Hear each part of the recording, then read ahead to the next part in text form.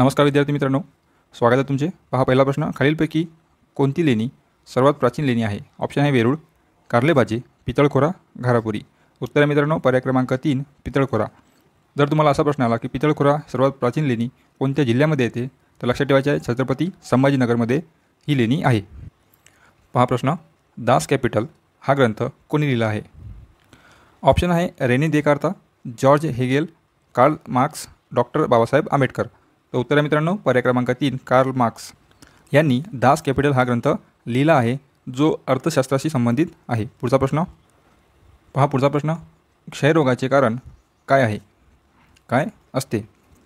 विषाणू, बुरशी, अमिबा, जीवाणू। तर उत्तर आहे मित्रांनो पर्याय क्रमांक 4 जीवाणू।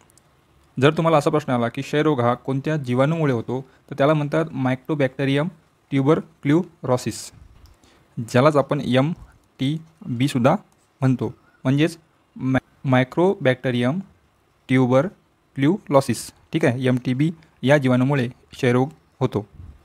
तसेच जीवाणूमुळे आणखी कोणते कोणते रोग होतात, तर एक म्हणजेच कॉलरा, दुसरा टायफॉईड, तिसरा प्लेग, नंतर न्यूमोनियासुद्धा होतो, आताच आपण पाहिलं क्षयरोगसुद्धा होतो, नंतर कुष्ठरोगसुद्धा होतो।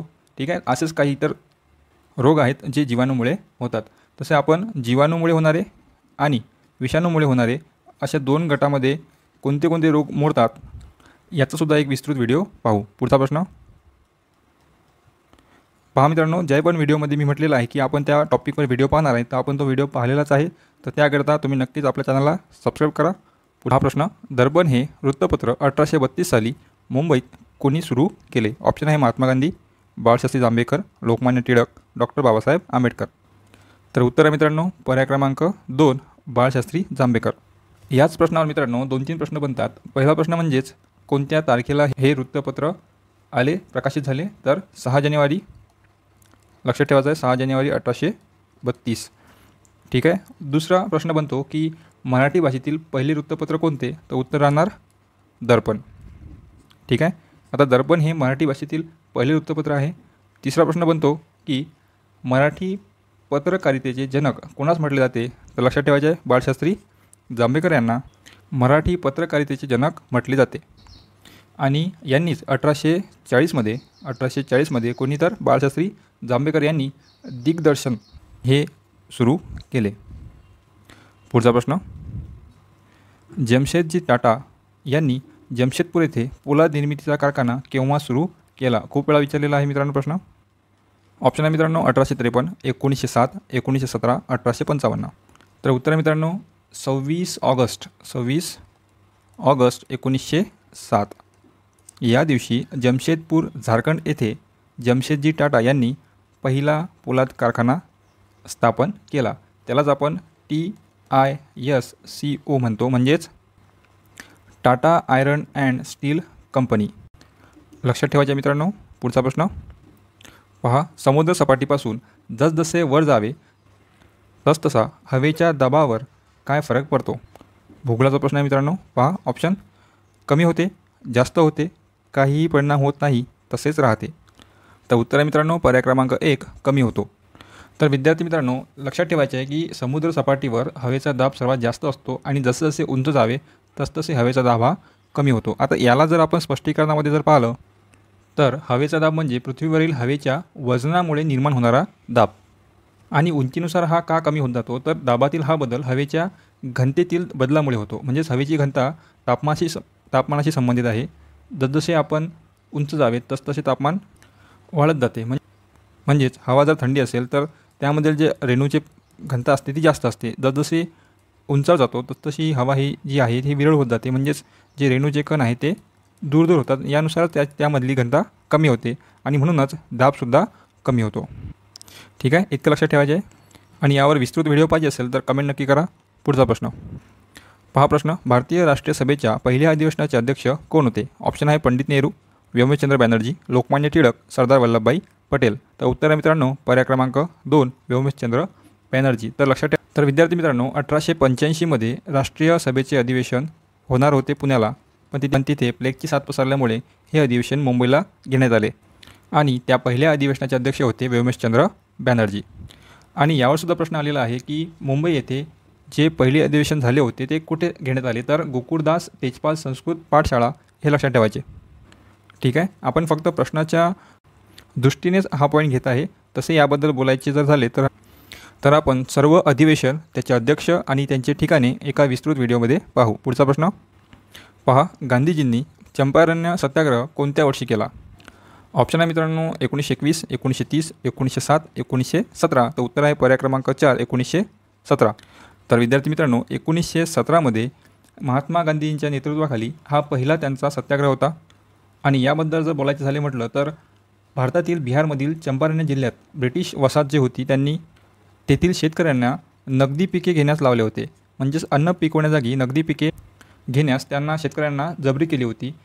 तर 1917मध्ये भारतातील गांधीजींच्या नेतृत्वाखालील हा पहिला सत्याग्रह होता, जो बिहारमधील चंपारण्य जिल्ह्यात झाला होता. आणि ते नगदी पिके ब्रिटिश अगदी कवडीमोल भावात विकत घेत आणि शेतकरी अन्नसुद्धा पिकवू शकत नव्हते. हे त्यामागचे एक मूळ कारण आहे. ठीक आहे. पुढचा प्रश्न पहा, हडप्पा संस्कृती कोणत्या नदीच्या खोऱ्यात विकसित झाली? ऑप्शन आहे गंगा, चिनाब, सतलज, सिंधू. तर उत्तर आहे मित्रांनो सिंधू नदी. तर हडप्पा संस्कृतीचे प्रथम अवशेष हडप्पा येथे सापडले होते आणि ही सिंधू नदीच्या प्रदेशात असल्यामुळे तिला सिंधू संस्कृतीसुद्धा म्हटले जाते. पुढचा प्रश्न पहा, प्रश्न शेतकऱ्यांचा आसूड हे पुस्तक कोणी लिहिले? ऑप्शन आहे महात्मा गांधी, डॉक्टर बाबासाहेब आंबेडकर, महात्मा ज्योतिराव फुले, लोकमान्य टिळक. तर उत्तर आहे मित्रांनो पर्याय क्रमांक 3, महात्मा ज्योतिराव फुले. तर विद्यार्थी मित्रांनो, प्रत्येक प्रश्नाचं आपण विस्तृतमध्ये स्पष्टीकरण पाहतो. जर तुम्हाला फक्त प्रश्न आणि उत्तर जर पाहिजे असेल तर कमेंटमध्ये नक्की कळवा, जेणेकरून फक्त आपण प्रश्न उत्तर घेऊ किंवा आपण याच प्रकारे प्रश्न, त्याचे उत्तर आणि त्यावर काहीतरी स्पष्टीकरण पाहत जाऊ, जेणेकरून तुमचे एकाचपेक्षा 2 पॉईंट कव्हर होतील. पुढचा प्रश्न पहा, प्रश्न भारताचे जलपुरुष म्हणून कोणास ओळखतात? ऑप्शन आहे डॉक्टर राजेंद्र प्रसाद, डॉक्टर राजेंद्र सिंह, सरदार वल्लभभाई पटेल, पंडित नेहरू. तर उत्तर आहे मित्रांनो पर्याय क्रमांक 2, डॉक्टर राजेंद्र सिंह. तर जलसंधारण तंत्रज्ञानमध्ये खूप यांनी काम केलेले आहे आणि राजस्थानमधील पाणी टंचाईची खूप मोठी समस्या यांनी सोडवलेली आहे. म्हणूनच यांना वॉटरमॅन ऑफ इंडियासुद्धा म्हटले जाते.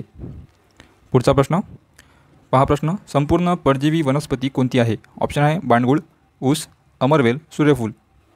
तर उत्तर आहे मित्रांनो पर्याय क्रमांक 3, अमरवेल. पोषणाच्या विविध पद्धती आहे मित्रांनो आणि परपोषणातील परजीवी हा एक प्रकार आहे. म्हणूनच ती वनस्पतीच्या आधारे, म्हणजेच ज्या वनस्पतीचा आधार अमरवेल घेते त्याच वनस्पतीपासून अन्न प्राप्त करते. पुढचा प्रश्न तर खूप वेळा प्रश्न विचारलेला आहे मित्रांनो, वाफेच्या इंजिनचा शोध कोणी लावला? ऑप्शन आहे Einstein, Leo Tolstoy, Newton, James watt. तर उत्तर आहे मित्रांनो पर्याय क्रमांक 4, जेम्स वॅट यांनी वाफेच्या इंजिनचा शोध लावला.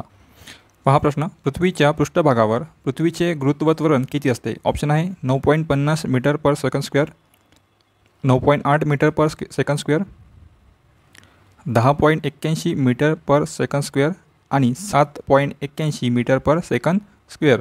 तर उत्तर आहे मित्रांनो पर्याय क्रमांक 2, 9.8 मीटर पर सेकंड स्क्वेअर.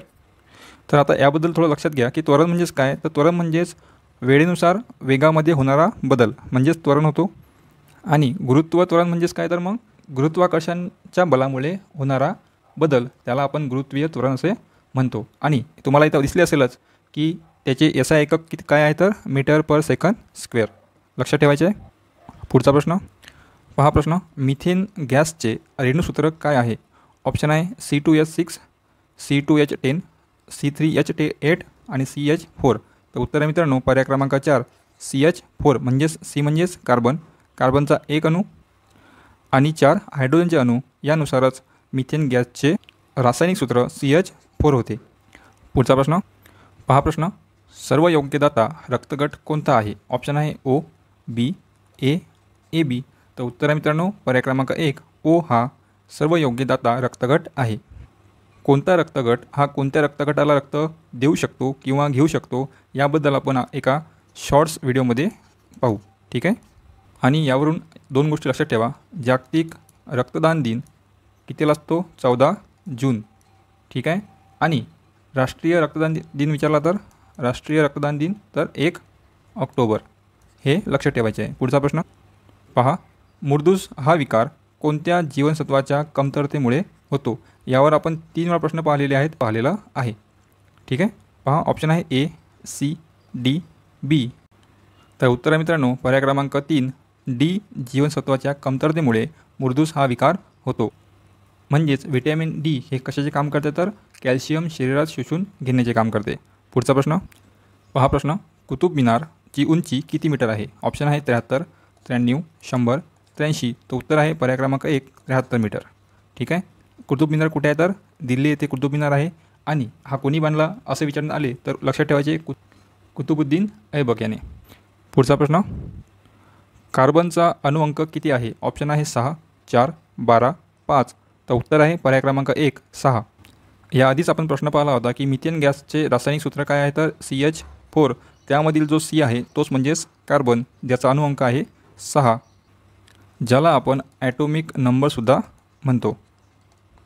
पुढचा प्रश्न पहा, हा प्रश्न तुमच्यासाठी आहे मित्रांनो. नीती म्हणजेच NITI आयोगाचे विस्तारित रूप काय आहे? विचारलेला प्रश्न आहे, महत्त्वाचा आहे प्रश्न.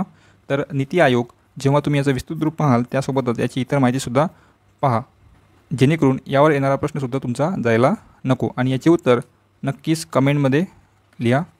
तुम्हाला जर काही नवीन अपडेट हवी असेल तर कमेंटमध्ये नक्की कळवा, जेणेकरून तो टॉपिक तो विषय आपण घेऊ शकतो. ठीक आहे, तर भेटूया पुढच्या व्हिडिओमध्ये. धन्यवाद.